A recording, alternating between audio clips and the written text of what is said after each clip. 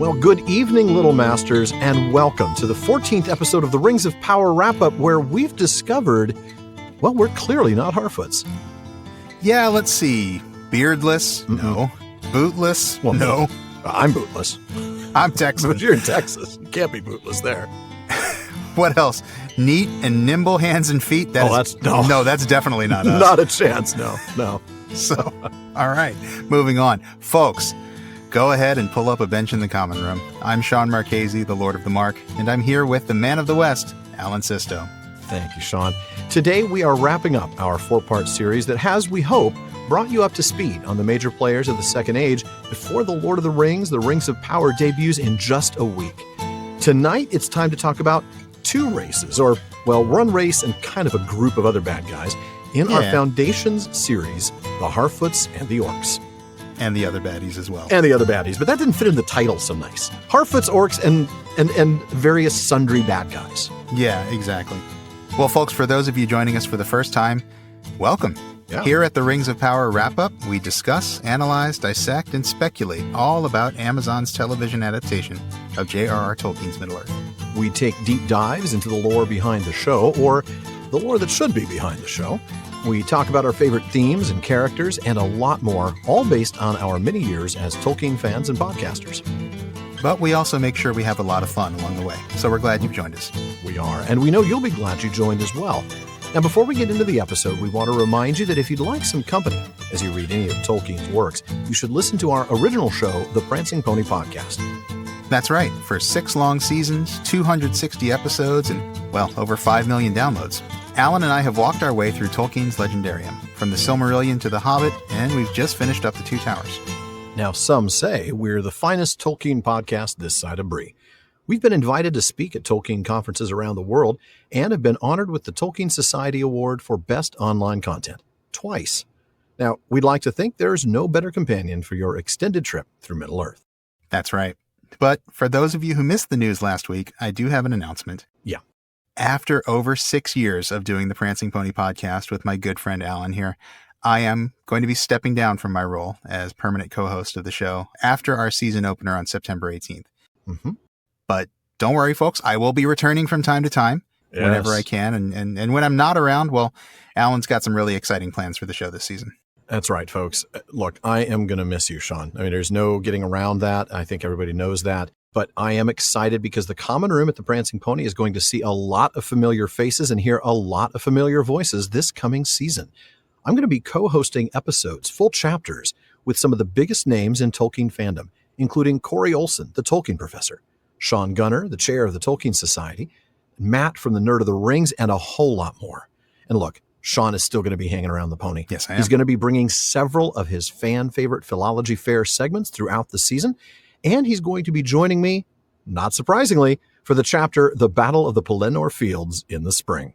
That's right. And those of you who have followed the Prancing Pony podcast know that that is going to give me a chance to read and discuss my absolute favorite moment in the entirety of Lord of the Rings. So I'm already looking forward to coming back. I'm looking forward to doing a few Philology Fair segments. Yep. You know how much I love putting those together. I do. And I'm not going to be there full time, but I'm going to be coming back as often as I can. That's right. Well, I have to let you know that there were a number of people ready to fight you to co-host the Battle of the Pelennor Fields with me. So I am glad that you're going to be coming back for that. Well, and thank you for giving me first dibs on it. Absolutely. But that, of course, is the PPP. That's right. So when we're talking about this show, well, this show's all about the Amazon adaptation, right? That's right. We've been saying that every week. And while I am super excited for the series to start next week, wow, I know. And I'm going to be watching it, but this is my last episode doing the Rings of Power wrap-up. Yeah. Suddenly kind of hitting me. But I know, me too, man. It's all right. It's going to be a great show, and we'll talk a little bit more about what you can expect starting next week. Yeah. At the end of this episode, because that's when the series is going to be dropping. And again, Alan's got some amazing plans. But for now, let's go ahead and dive in and conclude our 4-part Foundation series. Mm-hmm. We've done 1 episode each on the major races of Middle-earth, their histories from the First Age, and where they stand at the point in the Second Age where the Lord of the Rings of Power picks up. That's right. We've done an episode each on elves, men, and dwarves. But tonight, the Harfoots, well, they have to share the spotlight with the Orcs because there's just not a lot of actual lore on the Harfoots in the Legendarium. And Treebeard can't tell the difference anyway. Exactly. Well, let's go ahead and get started. Let's talk about the origin of the Hobbits. Okay, well, most of what we get on the origin of the Hobbits, not the Harfoots, but the Hobbits. Right. Comes from the prologue to Lord of the Rings Section 1 concerning hobbits. That's right. And from there, we know that hobbits didn't move into the Shire until the Third Age, 1601. But that certainly doesn't mean that we know nothing at all about them from before that. No, doesn't mean that at all. It just means that the records are just, well, they're sparse. Or non-existent, yeah. That's one way to put it, I guess. But we do know that their existence began a very long time ago indeed. Yep. You got to pay attention to the text here from the prologue. It is plain indeed that in spite of later estrangement, hobbits are relatives of ours being men. Right. Far nearer to us than elves or even than dwarves. Of old, they spoke the languages of men after their own fashion, and liked and disliked much the same things as men did. But what exactly our relationship is can no longer be discovered. The beginning of hobbits lies far back in the elder days that are now lost and forgotten. Only the elves still preserve any records of that vanished time, and their traditions are concerned almost entirely with their own history, in which men appear seldom, and hobbits are not mentioned at all. Yet it is clear that hobbits had in fact lived quietly in Middle-earth for many long years before other folk became even aware of them. Well, as we often say on the Prancing Pony podcast, there's a lot to unpack here. Yeah, there really is. Yeah. So first off, hobbits are relatives of men. I think most of us who've been even remotely familiar with the Legendarium know that. They are much, much closer to us than either the elves or dwarves are. That's right. And this is evidenced partly by language, right? They spoke the common languages of men, as well as cultural preferences, which I think is very interesting. This idea that they liked and disliked the same kind of things that men did. I thought that was interesting too.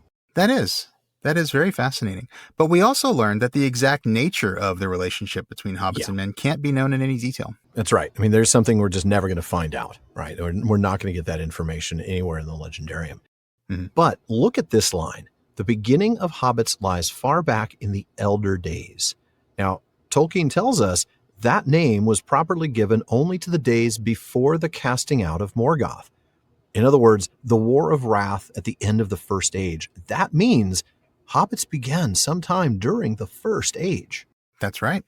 That is exactly what that means. But we just don't know about them in the histories because, as we've talked about a couple of times, a couple of weeks ago, elves are the ones who wrote those histories, and hobbits don't show up in those histories because they're just not important to the elves. They're not important to the elves. They're too busy calling dwarves the stunted people and the sickly ones. That's right. But despite the fact that they don't show up in the histories, they have been around for millennia in Middle-earth. Yeah. Long before anyone knew they were there. That's right. Now, we also learn in that little section that their migration west, which did happen in the Third Age, so it's not really relevant to First and Second Age, but that migration did begin for a reason. The text tells us their own accounts speak of the multiplying of men in the land and of a shadow that fell on the forest, so that it became darkened, and its new name was Mirkwood. Now, to place that in the timeline, Sauron, as the necromancer, had returned to Middle-earth around Third Age 1000, and Dol Guldur was completed in Third Age 1050. So that's when the migration began, long after the events of the Rings of Power. So that definitely was not something that happened in the First Age. No, we should not be seeing them move from the Anduin over the Misty Mountains into Eriador. That's not something we should be seeing. Right. Now, another little interesting detail here. In an essay published in The Peoples of Middle-earth, that's History of Middle-earth, Volume 12, Tolkien points out some factors that certainly suggest that the hobbits have had a long existence in Middle-earth before we meet them in the Third Age. He says, hobbits were not as numerous or variable as ordinary men, but evidently more numerous and adaptable to different modes of life and habitat than the Droogs, also known as the Druidine. Oh, yeah. And we talked about them 2 weeks ago. We did. And when they were first encountered in the histories, already showed divergences in coloring, stature, and build, and in their way of life and preferences for different types of country to dwell in. I love that. Divergences in coloring, stature, and build, as well as their interests. Yeah. He's telling us that there are hobbits with different phenotypes, different That's exactly right. Skin color, different body types. Yeah. Wow. This is great. It is. Yeah, it really already, is. you know, take that, people who think that all hobbits should look a certain way. Take it from Tolkien, folks. Yeah, It's not us saying this. It's Tolkien saying this. Absolutely. Now, Tolkien does add this little bit, though, that certainly seems relevant to what we've seen of the Harfoots in the Rings of Power footage so far. And this is really interesting. I'm so glad I found this little piece when I went digging. He says, in their unrecorded past, they must have been a primitive, indeed savage people. And he puts air quotes around savage.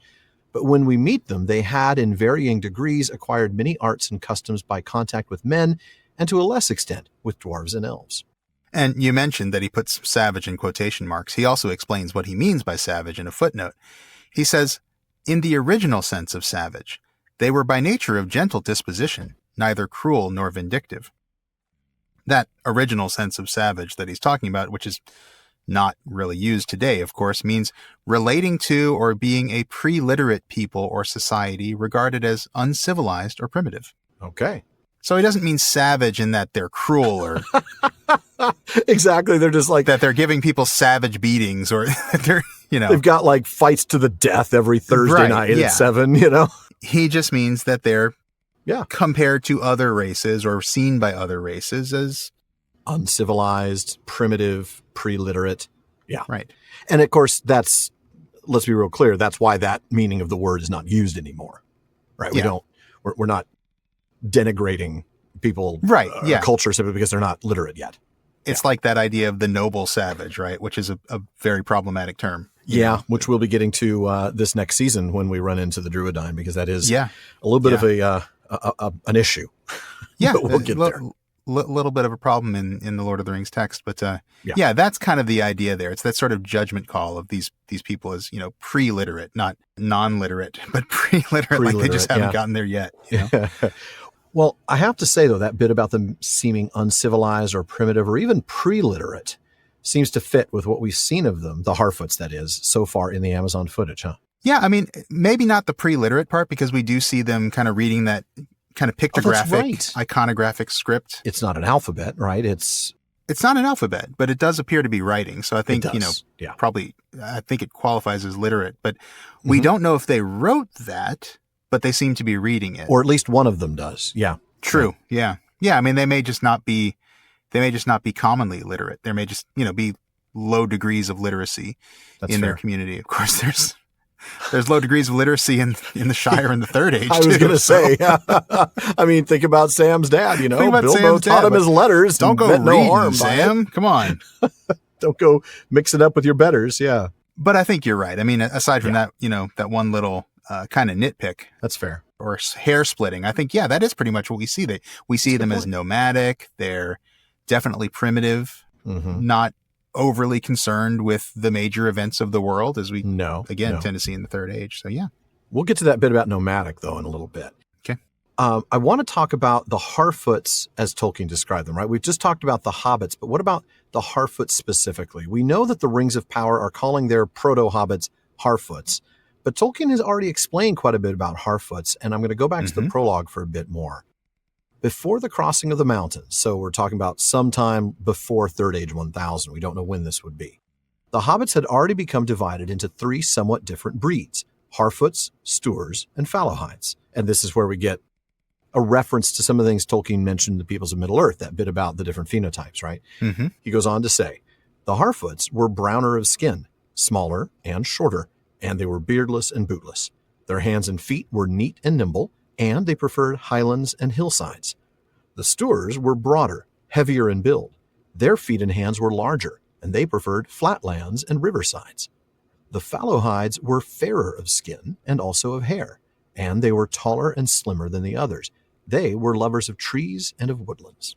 That's right. So, in case this is new to anybody listening, Tolkien does talk about Harfoots. They are they are a thing, a breed of the hobbits that we know would later become the hobbits of the Third Age. Then he's got a little bit more on the Harfoot breed. He says, the Harfoots had much to do with dwarves in ancient times, and long lived in the foothills of the mountains. They moved westward early, interesting, and roamed over Eriador as far as Weathertop, while the others were still in Wilderland.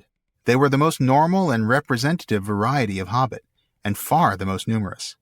they were the most inclined to settle in one place and longest preserved their ancestral habit of living in tunnels and holes. Well, let's go ahead and unpack this a little bit, right? We do know that according to Tolkien, the Harfoots were not only the smallest of the three breeds, but they did show a difference in skin tone as well. They were darker of skin, or browner of skin, as the text actually says. They didn't have any facial hair, and they were very agile, which, like we said before, leaves us out. Absolutely. That leaves us out, Pip. They were also the largest breed in terms of numbers, population. Right? Not smallest size, in size, largest in numbers. Largest in population. They interacted with dwarves the most, as they did live in the foothills, right? Yeah, makes close sense. to the mountains where dwarves are going to be living. And they did move to the west early. Yeah. Which I think is relevant. I mean, I think so. Sure, in that prologue, Tolkien's talking about the Third Age migration to the Shire, but if they were the first breed of hobbits to move west at that point, it wouldn't be inconsistent if they were the first to migrate from wherever hobbits began in the first place. That's a fair point. But I do have to say there is a bit here that doesn't fit with what we've seen so far. The fact that Tolkien's Harfoots were the most inclined to settle in one place.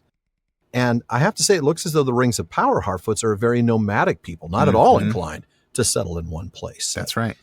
But, look, we'll have to wait and see. I mean, the migrations could be for a very specific reason. We know that there is a reason in the Third Age, for instance. And maybe we'll even see them moving out of tunnels and holes, since that really is the Harfoot thing, right? That's not what the Stewars did. The Stewars tended to build homes on flatlands. Right. The Harfoots were the ones that had their ancestral tunnels and holes. So maybe that's what we'll see in this. Who knows? It is also entirely possible that everything we're going to see in Rings of Power is going to predate this. That's true. Maybe we'll see them start nomadic and something will happen that will make them say, you know what, it might be a good idea to start living in tunnels and holes. We should just stay in one place. Yeah. And by the way, while we're here, let's dig a hole. Yeah. Yeah. You're right. It could be. I don't know. So yeah, I think there's a lot of wiggle room here in terms of what they decide to do, and I think that's pretty cool. But you're right, the idea of them being nomadic is a bit of a switch. It certainly is a contradiction with the written text, but like you said, that written text is based on the Harfoots of the Third Age. Right. Now, got one other thing, because look, it wouldn't be me if I didn't bring up some word nerdery. Yeah. The etymology of the word Harfoot is pretty straightforward and is actually probably pretty obvious upon hearing it. It means one with hairy feet. Ah.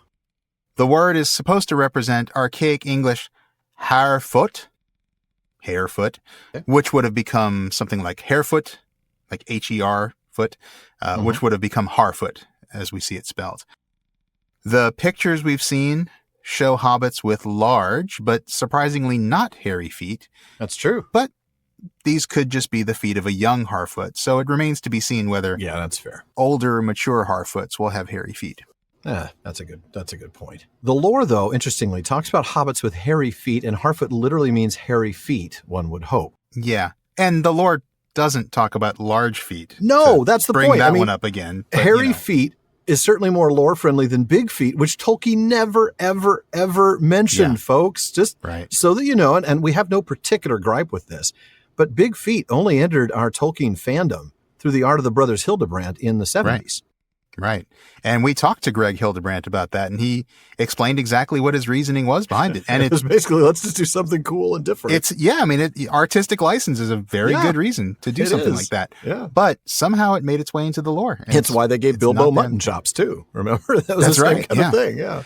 That's right. Well, it's going to be interesting to see what they do. Do you have any speculation on the deviations from the lore, or maybe some areas where they might be faithful to it when it comes to Harfoots? I don't know. We've kind of talked about it as we've gone through. I think we've talked about it. I'm expecting some deviations, like we talked about, just sort of the types of dwellings, right? The nomadic thing versus them settling down. But again, I hope we see that explained. Right. I kind of like the idea of, the showrunners have talked about showing these characters, and they were talking in that context about like Galadriel and Elrond, showing them, why did they become the ones that we know in the Third Age, right? Why did they end up this way? And so we're going to see that journey. And of course, that makes sense. It's a cinematic story, so we're going to have to see a journey. I wonder if we're going to see something similar with the Harfoots, so that by the end of the 5th season, they are in the Vale of the Anduin, typically living in holes and staying in one place. because that's where they'd be at the end of that time period, right? Because they don't move until the Third Age. So they should end up in the Vale of Anduin, but for now, they should be far, far from the Vale of Anduin. That's exactly right. And that's what I'm hoping we'll see in terms of, maybe a deviation at first, but we'll see it get to that point of faithfulness where we see, oh, this is how they got there. And I think that's going to be really cool. It's an origin story. And that could be interesting if that's the direction they take. And I'm hopeful. I guess we'll see. Yeah. All right. I love the fact that, we've got firm grounding in Tolkien's own words for the variety of skin color and, different appearances of Harfoots. I'm loving this. And I am too. Again, anything that I can throw in the face of the I'm sorry, just the horrible people that are out there saying otherwise. I agree. I love to be able to throw Tolkien's words at them. So I love this, and I love that they've picked up on that. I do too. Aside from that, I don't know. We'll have to see. There's not a whole lot, as we talked about. There's not a whole lot about early hobbits or Harfoots, and we'll just kind of have to see what they'll do. One thing that is also lore friendly is the idea of the flower names, right? Yes. For girls. Though the Eleanor one, the Nori/Eleanor one bugs me a little bit. I know. I'm with you. I'm very much with you on that. I mean, we've got one that's named Poppy. That works. That's right on. Hobbit, Harfoot. Right. That fits. Eleanor, which is the full name of the character that is generally known as Nori. Mm-hmm. There's just no reason that the Harfoots should have encountered the Eleanor flower. No. And if they had, they wouldn't know that it's called Eleanor. Right. Right. Unless we see them interact with elves before, but it doesn't really work. No. And also that's a really special moment. That's a really significant moment when Sam names his daughter Eleanor. It's kind of combining the elvish and the hobbitish and marks him as an elf friend. And it does. I don't think that we should be too loose or glib. Too glib with that. Yeah. I agree. Too cavalier with that name. An even better word. Thank you. Thank you very much. But look, these are nitpicks. Yeah, that's fair. What I've seen of the Harfoots, for the most part, I'm excited by. I think it's going to be pretty cool. I guess I'm still wondering about the antlers, but we'll find that out. We will. Notice that ever since we were sort of like, what are you doing about the stupid antlers? We've not seen them in any of the trailers. That is true. I think they heard us, Sean. I think they heard us. Paying attention. Yeah, I hope so. Well, when we come back from the break, folks, we're going to go ahead and get into the bad guys. Looking forward to this. It should be fun. All right. Yes.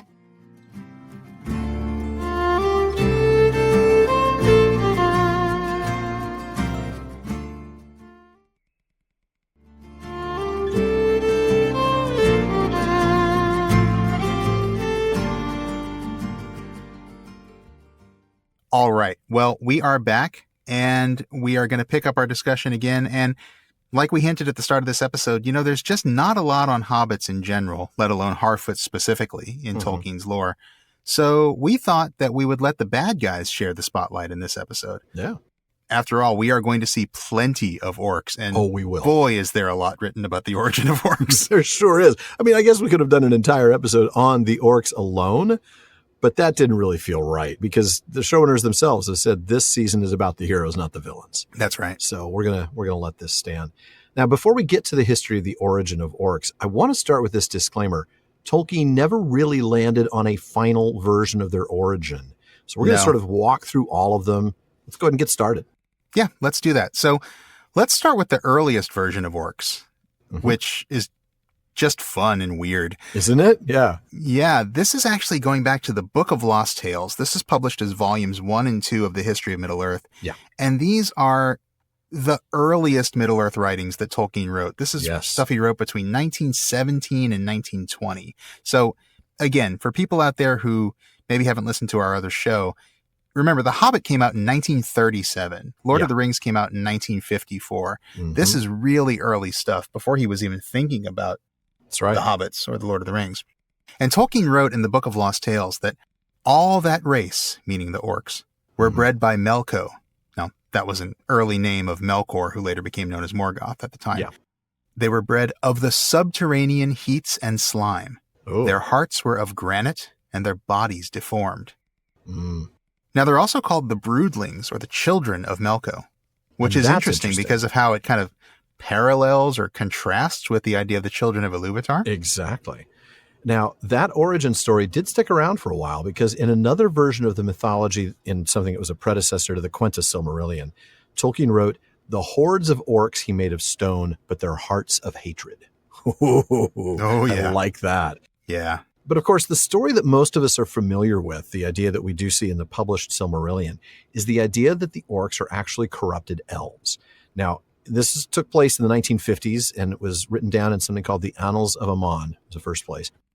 We read there that the wise believe, quote, "all those of the Quendi that came into the hands of Melkor by slow arts of cruelty and wickedness were corrupted and enslaved. Thus did Melkor breed the hideous race of the Orcor, in envy and mockery of the Eldar, of whom they were ever afterwards the bitterest of foes. For the Orcor had life and multiplied after the manner of the children of Ilúvatar, and naught that had life of its own, nor the semblance thereof, could ever Melkor make, since his rebellion in the Ainulindale before the beginning. So say the wise. This maybe was the vilest deed of Melkor and the most hateful to Eru." Okay, so a little context before we move on. This was written, as you said, in the Annals of Aman in the 1950s. So this was written when Tolkien was kind of coming close to finishing Lord of the Rings. I mean, That's right. He had a complete manuscript of Lord of the Rings by this point and was kind of working on getting it published. So this would have been his thinking at the time of Lord of the Rings or something very similar to it. Correct. And yeah, as you said, this is the idea that's put forth in the Silmarillion. This is kind of what we tend to go with on the Prancing Pony podcast is sort of the... Because it is the published... Yeah, it's the closest thing to canon that we can get. And yeah. So if you recall, was it 3 weeks ago, we talked about the elves. We talked about how when the elves were just awakened, they had interactions with Melkor. Melkor had abducted some of them. That's right. We're to believe that some of those that he abducted, maybe some of those who remained behind and didn't become the Eldar, they became the Avari, the ones who didn't go with the Valar. Mm-hmm. These would have been elves that Melkor picked from and bred orcs from them. Now, how that happens, fortunately, we're not given details, but it was a horrible, horrible deed, the vilest deed of Melkor, and that's a long list. So that is indeed. So I can just see David Letterman now. The top 10 deeds, top 10 most vile deeds of Melkor, and number one. Anton Fig plays a little drum roll. That's great stuff. Oh man, that's just terrible. Why do I know the name of the drummer on the old David Letterman show? Seriously, we are showing our age, sir. We are. All right. So yeah, this is sort of the closest thing to a canon version of the story of the orcs. And the language is virtually identical in phrasing to what we see in the published Silmarillion, which came out in 1977. Yeah, that's right. With the exception of the plural of orcs, right? He says here the hideous race of the Orcor, and he uses that word twice. Mm-hmm. Similar to Eldar, right? The R, in this case, OR rather than AR, is simply a plural. Oh, so we must assume that Orco was the singular and Orcor was the plural, yeah. Yeah. So, yeah, this is the version that most people are familiar with, but Tolkien really ended up having some problems with this. He did, yeah. He wavered, and this was not just a matter of... It wasn't just a matter of like perfectionism. He had some serious kind of metaphysical. Yeah, exactly. Yeah. He very much had that issue, right? Because you're talking about the spirits of serially longeval beings being stuck in orcs, right? That's right. And when he's talked about this idea of multiplying after the manner of the children of Ilúvatar, well, I don't think I have to say exactly what that means, but I mean, wow, chicka, wow, wow. I'm so glad you did it one more time before I leave the show. That was like the perfect setup. How could I not? Yeah. All right. Yeah. So you're talking, when a daddy orc and a mama orc hate each other slightly less than they hate other orcs. Well, sometimes things happen. That's true. Oh man. And that's exactly what's being described here. But yeah, I mean, the metaphysical implications of that are that Melkor twists a male orc or a male elf and a female elf into orcs, and then they reproduce and their child is an orc. That was very troubling to Tolkien. That's very troubling, right? Because it's also an elf in some ways, right? I mean, we're dealing with the Fëa, which is the spirit of an elf. Or are we? Yeah. Right. And so there's all these questions about, can this twisting of Melkor, can it change the nature of the elves to such a degree? How does it do that? How does this corruption take place? How does it affect the Fea as well as the Hroa or the body? Yeah. Very difficult questions to answer. And so it caused Tolkien to second guess the origins of orcs a lot. A lot. Yeah. I mean, this is one that he went back to over and over again. So much. Yeah. I mean, in some of his later writings, written even down into like the late 1950s and even later, he just keeps going back and forth. At one point, he thought, well, maybe they're just beasts that have the capacity of speech, but they don't actually have rational souls. Yeah. Kind of thought maybe they're just animals that Morgoth deformed to resemble the children of Iluvatar in mockery that he just taught to speak. I think Tolkien even used the word, or at least the comparison to parrots, like literally just teaching them to speak by making noise with their mouth, not thinking through words. Not actually having sentience, but just sort of saying sounds, uttering sounds. I mean, you can compare and contrast this to other animals that we do know did speak in the mythology, like look at the eagles or Huon, who we talked about a few weeks ago. Who only got to speak 3 times, but he still gets to speak. Who's a good dog. He was a good dog. But these were animals. These were actual beasts who were improved by the Valar and taught to speak. That's true. He had other ideas too. He at one point he had an idea of maybe mixed origins, maybe using corrupted elves and men. He even had this idea of using sort of corrupted Maiar. Remember, those were the lesser spirits that were of the Ainur, so they were related to the Valar, but kind of the lesser ones. Right. The idea of maybe corrupted Maiar taking form among them as leaders and commanders. So that we talked about that a little bit in a recent Prancing Pony podcast episode. We did, didn't we? Talking about Shagrat and Gorbag, didn't we? Yeah, that's right. We did, and it's this idea that maybe some of the most powerful and intelligent would have been corrupted Maiar, and maybe that gets him around some of the sentience problems. But that's true. I mean, if those are the ones that we hear, right? If those are the ones that are talking and leading, then that does sort of get around the idea of sentience. But in the latest revisions on the origin of orcs, Tolkien eventually develops the idea that orcs came from men. Now, this is in a collection of essays called Quendian Eldar, and it's found in the War of the Jewels, which is the 11th volume of the History of Middle-earth. Tolkien says there, finally, there is a cogent point, though horrible to relate. It became clear in time that, undoubted, men could, under the domination of Morgoth or his agents, in a few generations, be reduced almost to the orc level of mind and habits, and then they would, or could be made to, mate with orcs, producing new breeds, often larger and more cunning. There is no doubt that long afterwards in the Third Age, Saruman rediscovered this, or learned of it in lore, and in his lust for mastery, committed this, his wickedest deed, the interbreeding of orcs and men, producing both men-orcs large and cunning, and orc-men treacherous and vile. That's right. And that origin story is repeated in a footnote to the chapter on the Druidine in Unfinished Tales. And honestly, I can't believe we never caught this before, as many times as we've talked about the origin of the orcs. I'm stunned by this. Yeah. To the unfriendly, who, not knowing them well, declared that Morgoth must have bred the orcs from such a stock, meaning the Druidine, the Eldar answered, doubtless Morgoth, since he can make no living thing, bred orcs from various kinds of men, but the Druidine must have escaped his shadow, for their laughter and the laughter of orcs are as different as is the light of Aman from the darkness of Angband. Wow. Okay, so here's the thing. I think for us, when we maybe read that, we were thinking of it in context to the Druidine and how different they are from orcs, but we would have just glossed over what the Eldar said, that Morgoth, since he can make no living thing, bred orcs from various kinds of men. Yeah, there you go.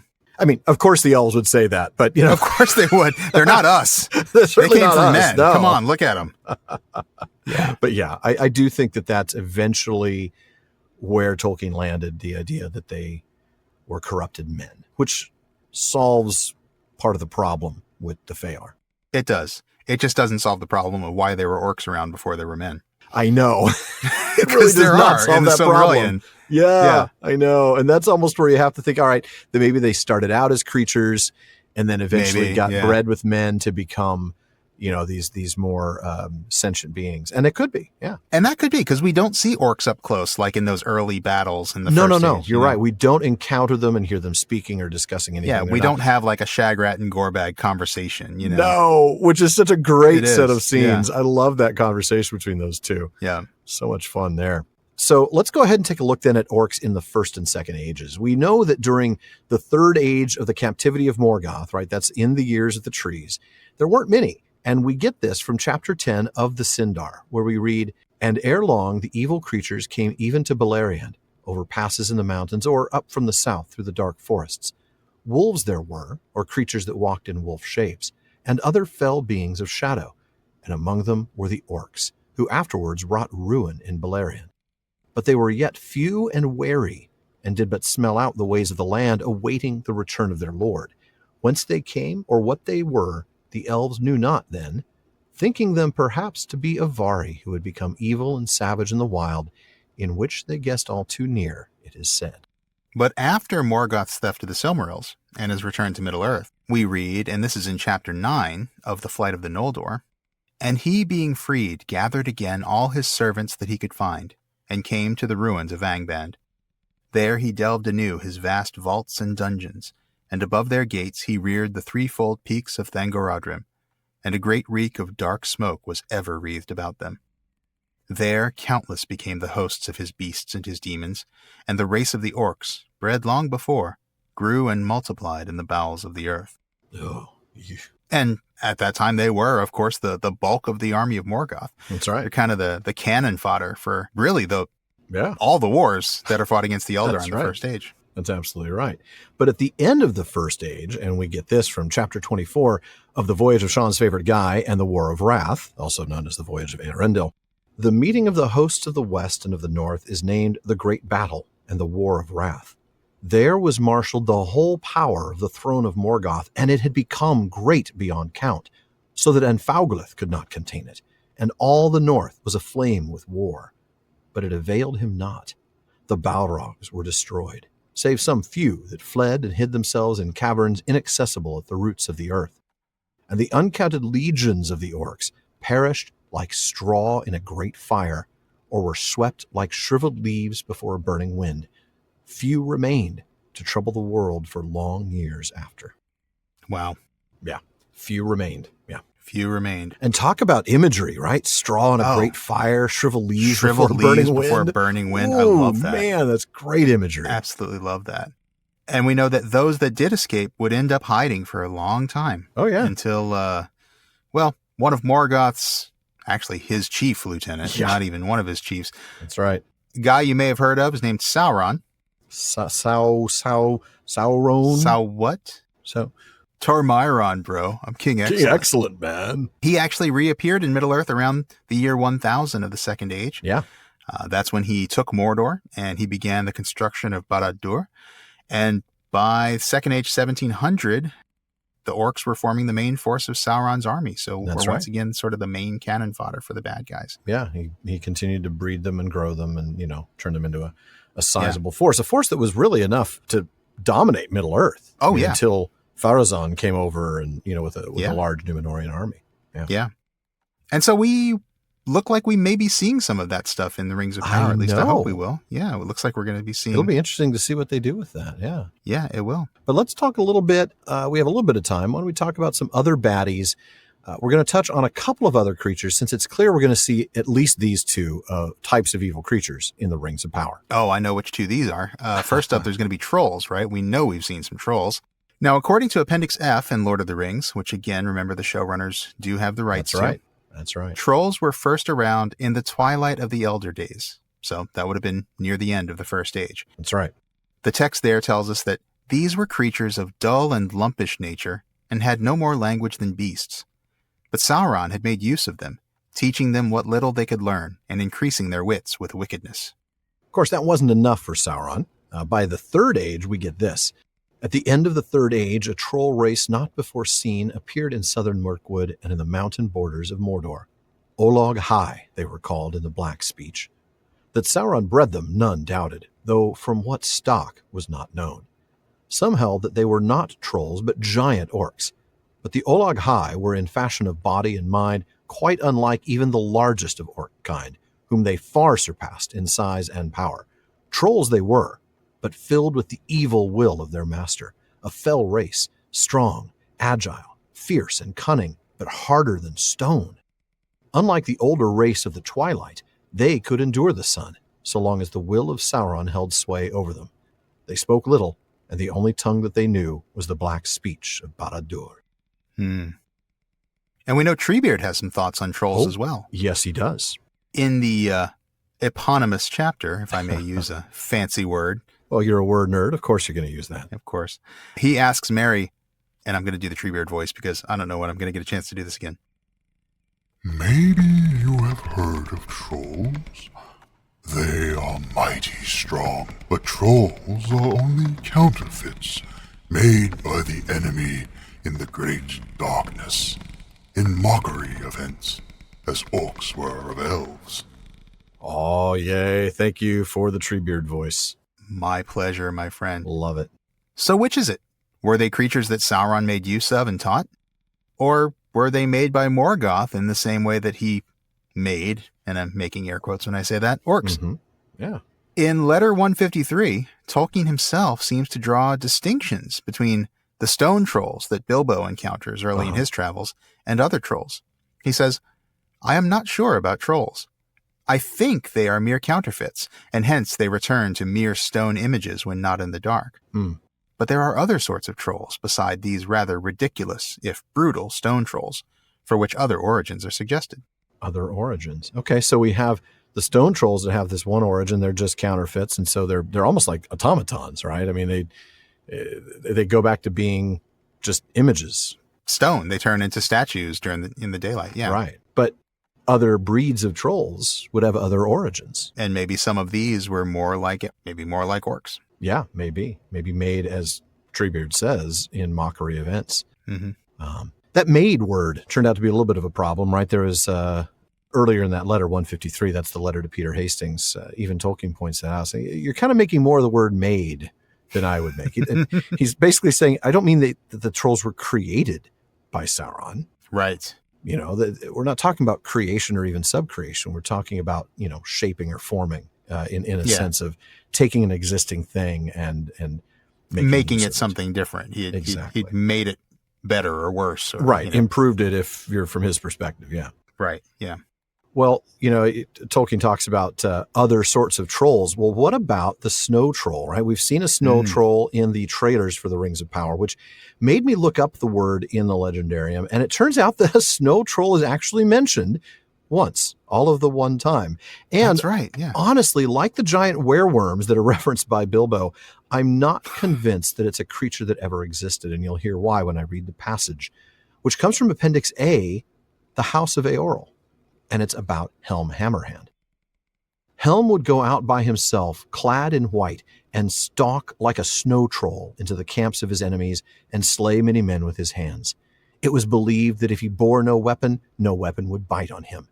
The Dunlending said that if he could find no food, he ate men. So yeah, I see why you're saying that. Yeah. Stalk like a snow troll. This is just a simile comparing him to a creature of pure legend. Yeah, exactly. A mythological creature. Yeah, there's nothing that says that anyone's actually seen a snow troll. There's nothing even that says that snow troll is even a creature of legend, really. I mean, no. It could be just like, well, he's stalking like a troll, but like imagine if there was like a troll in the snow. That's what he's stalking like. Because he's clad in white and it's winter. Right. Yeah. There's so many ways this can be taken that don't require there to be actual snow trolls. So. And certainly we know Helm didn't actually eat men if he could find no food. So probably not. It's also possible that there's no such thing as a snow troll. Just because the Dunlendings said so. Because the Dunlendings do have some kind of odd beliefs, right? I mean, in the Third Age, don't they end up thinking that if they surrender, the Rohirrim are going to torture them and burn them alive and all these other terrible things? Yeah, exactly. Yeah. So yeah, I mean, does a snow troll exist? Well, in the Amazon it does now. It does, right? Yeah. Exactly. John Howe drew it, so it exists, and that may have to be canon enough for us. Yep. Well, what about the other famous bad guy that we saw in the post-credits, so to speak, scene of the main trailer? I know. I love that, right? You got a 2.5-minute trailer that's got a post-credit shot. Yeah. little stinger at the end there. And, of course, I'm speaking of the Balrog. Oh, yeah. We got to talk about Balrogs because, man, they have a great origin story. Don't they? I love it. Yep. So the Balrogs, Balrog is their Sindarin name. Their Quenya name is the Valaraukar. Which I really think everybody should just call them the Valaraukar because that is so much cooler. Delicious name, isn't it? It's an amazing name. Off the tongue.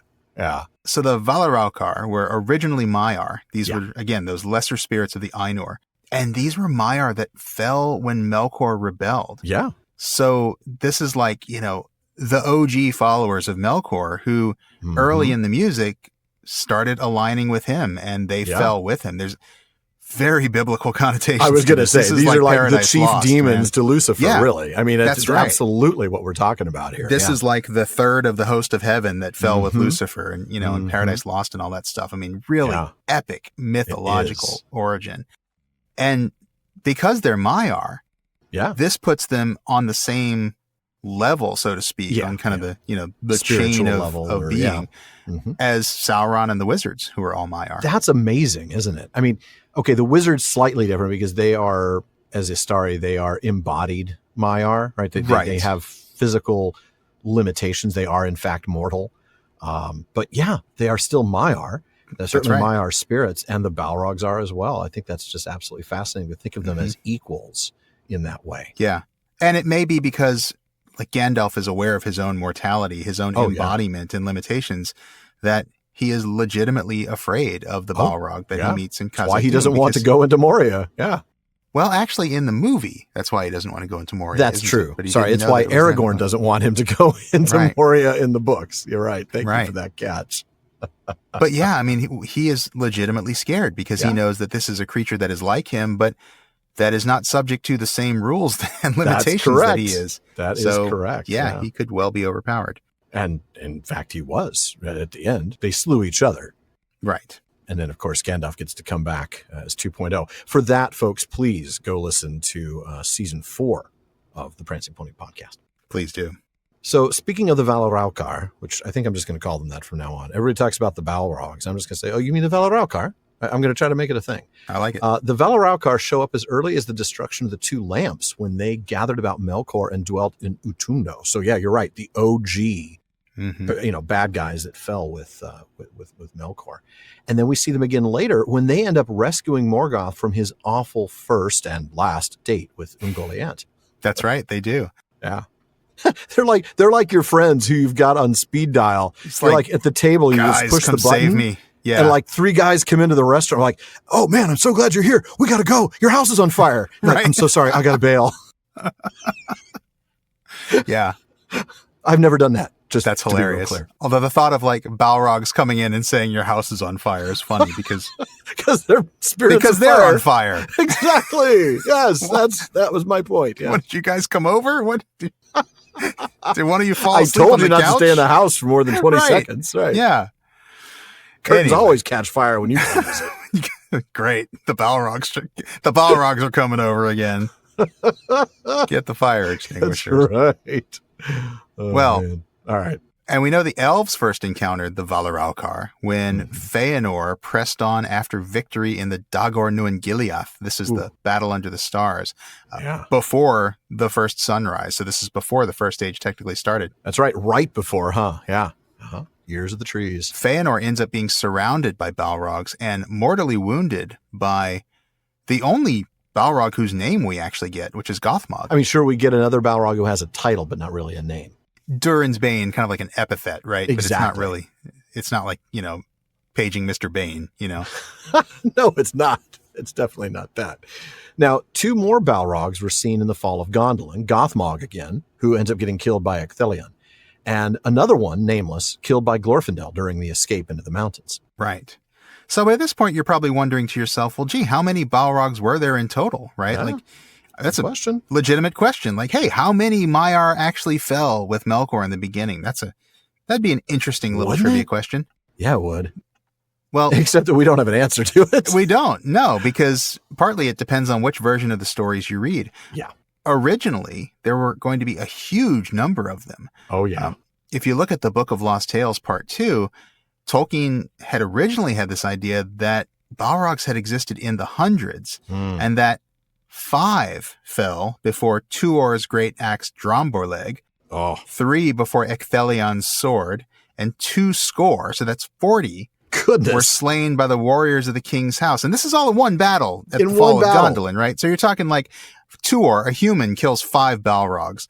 Ecthelion, an elf, kills 3, and then, the entire king's house, of warriors, kill 40 more. Kill another 40 of them. So It's wild. they would have been much more, maybe not the rank and file, but maybe the special forces of Morgoth's armies or Melko's armies in the early version. Mm-hmm. And then this is underscored by the Lost Road and other writings where there's a passage where we read, there came wolves and serpents, and there came Balrogs 1,000. Wow. 1,000 Balrogs. Yeah. And there came Glomund, the father of dragons, who would later become Glaurung. The predecessor to Glaurung. Now, Tolkien did end up changing his mind, folks. There were not 1,000 Balrogs. He made them far more powerful, and that's the thing. Those Balrogs that he imagined there to be 1,000 of were clearly not like Durin's Bane that we run into in the Fellowship of the Ring. So he made the Balrogs more powerful, but he also made far fewer of them. And he says in Morgoth's Ring, in a note that Christopher brings to our attention, there should not be supposed more than, say, 3, or at most 7 ever existed. Which is kind of a bummer. I want there to be slightly more than that. Like, I do want there to be like 20 or 30 of them, maybe. Yeah. Right. Yeah, 7 because is pretty small. Especially when you're thinking of, again, like the Maiar that fell with Melkor. You want this to be... Oh, yeah. Okay. Pretty significant number, yeah. More than 7, less than 1,000, Give me 50, Yeah, exactly. Well, and of course, these aren't the only ones that fell with him, but these would be the most powerful of the ones that did. I mean, we don't know for sure, do we? No, we don't. That's the thing. I always thought that maybe Sauron was corrupted later, but that's just my headcanon. Yeah, I don't know about that. We don't really know. Good question. Yeah. Yeah. Well, what we do know is that after the War of Wrath and the destruction of Beleriand at the end of the First Age, some Balrogs did escape and hid deep underground. Now, one of these was Durin's Bane, who was released later on by the dwarves of Khazad-dûm as they were mining for Mithril. That's right. So is the one that we see in the trailer Durin's Bane? I have to say that seems highly unlikely given the timing. I mean, Durin's Bane was responsible for the death of Durin the Sixth, not Durin the Third or Durin the Fourth that we see in the Rings of Power. So I'm thinking it's simply another one of the 7, right? So if we got Gothmog and we've got the one killed by Glorfindel, and then we have Durin's Bane, that does leave 4 others. Up to 4, yeah. But some of them were destroyed because we know that's one of the things that happened after the War of Wrath, right? Right, yeah. That some escaped. So there might only be one more. I mean, really. There might. If there's only 7 and we've already accounted for 3... That's why I don't know. That's why I want there to be like 50 of them. I know. I do want there to be a few more. Give us some room to play. But you're right. I mean, there's no reason to believe that it is Durin's Bane. No. I think they cut the trailer in order to sort of make us think that. Certainly. Yeah. Because Durin the Third starts talking about things that makes it sound like, oh, he must be talking about waking the Balrog. But that's not the right Durin for that. Right. And we have to consider the fact that if Durin's Bane actually did show up in Khazad-dûm this early, aren't the dwarves going to leave and not come back? It's meant to be a surprise later on when they find him. It is meant to be a surprise. So I think it's not Durin's Bane. No. I want it to be a different one, but we'll see. I do too. And it might not even be in Moria, folks. That's the thing about trailers. It may not. No, exactly. The trailers are cut to entice and to a certain extent to kind of mislead. Kind of deceive. That's right. They want you to believe a certain thing that may be completely different from the actual story. Right. I will say, though, one thing in credit for the writers and showrunners of The Rings of Power, I didn't see any wings on that Balrog. I know. I'm so happy about that. I was very, very happy about that. All right. We got some believers. We got some folks who actually understand Balrog's wings are metaphorical. I love it. And on that note, folks, that concludes the 14th episode of the Rings of Power wrap-up. But please be sure to come back next time as we begin our reaction episodes to The Lord of the Rings, The Rings of Power. And this is the point at which I take my leave, Alan. Yeah, I know. I have to go back to Minas Tirith and leave you and take the new fellowship off to Mordor without me. But like we already said, Alan has some really exciting plans for the show, which I know he wants to talk about. So even though I am walking away as host of the Rings of Power wrap-up, it's going to be a fantastic show, and I am definitely going to be listening. I think so, really. I mean, of course I'm going to miss you, and of course it would have been great had you stayed. But here's the thing. The plans that I've been able to put together and the folks that I'm bringing on board are going to be just phenomenal here. So We talked about having some amazing co-hosts on the PPP this next season. Well, 2 of the co-hosts that I'm bringing on then, that are going to each do 1 chapter with me, are actually joining me full-time as permanent co-hosts of the Rings of Power wrap-up starting next week. You're going to hear this new format. There will be the 3 of us, joined by 2 co-hosts, James Tauber and Dr. Sarah Brown. Now, James is the only person I've ever met who is more of a word nerd than you are, Sean. He really is. He literally makes a living studying words and the way they work together and all of this. He's a data geek. I mean, I'm just on cloud 9 getting to work with him. I'm amazed at the stuff that he does. It is amazing. It is. It's breathtaking, jaw-dropping stuff that he pulls out of this stuff. It's amazing. He's the brains behind the Digital Tolkien Project. And I have to tell you, he knows more about the Second Age than you and I do combined, Sean. Totally. He's got the lore down. You are in good hands, Alan. Folks, you're in such great hands, honestly. And honestly, I'd probably be in good hands if it was just James, but that's not enough. No, it is not enough. I'm also going to be joined by Dr. Sarah Brown. Now, she is the chair of the Language and Literature Department at Signum University. She has more degrees than I have fingers, I'm pretty sure, and is such a wonderful speaker. I got to tell you, I could listen to her, I don't know, read the phone book or whatever. She's just phenomenal. And the 2 of them combined, and they are both witty, charming. They have a great chemistry together and a great chemistry with me already. And of course, they've shown a total willingness to mock me and make fun of me regularly. So it's going to be just like the show is now. Absolutely. It's going to be better. I'm excited to listen to it. I'm so glad. I think a 3-person format is going to be fantastic. Isn't it? For this show in particular, I think it's going to be great. Yeah. Absolutely. And I couldn't think of 2 people that I would rather hand this baton over to. So yeah, James, Sarah, best of luck. I will be listening. I can't wait. Folks, it's going to be a fantastic show. And it is going to be my go-to for recap, for analysis of the Rings of Power series. I am going to be listening every week. Yeah. So I'm subscribed. And folks, you're going to want to make sure that you've subscribed to this podcast wherever you listen. Now, before we go, we do want to take a moment to thank the team that helps make this show better.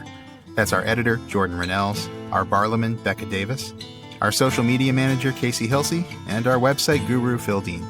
Now, speaking of the website, please be sure to give us a visit there at ringswrapup.com. You're going to find show notes. Eventually, you'll find outtakes. You'll also find our online storefront and more.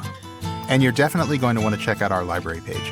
While this show is about the Amazon adaptation, Alan and I are fans of the books first and foremost, and we provided links for you to get nearly every book we mentioned on the show.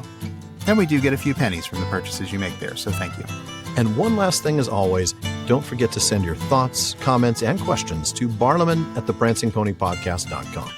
Barlowman is a whole lot more reliable lately, but we do get an awful lot of mail, folks. So be patient. Alan and James and Sarah will get to you as soon as they can, and your question or comment may be featured on a future episode. That's absolutely right. As always, well, this has been far too short a time to spend amongst such excellent and admirable listeners, but it's also been far too short a time to spend amongst an amazing and incredible co-host. Until next time. Alan, thank you so much, man. 14 incredible episodes of the Rings of Power wrap-up. There's one more for the Prancing Pony podcast coming, so this isn't quite farewell, friends, but I'm going to say it anyway. Farewell, friends.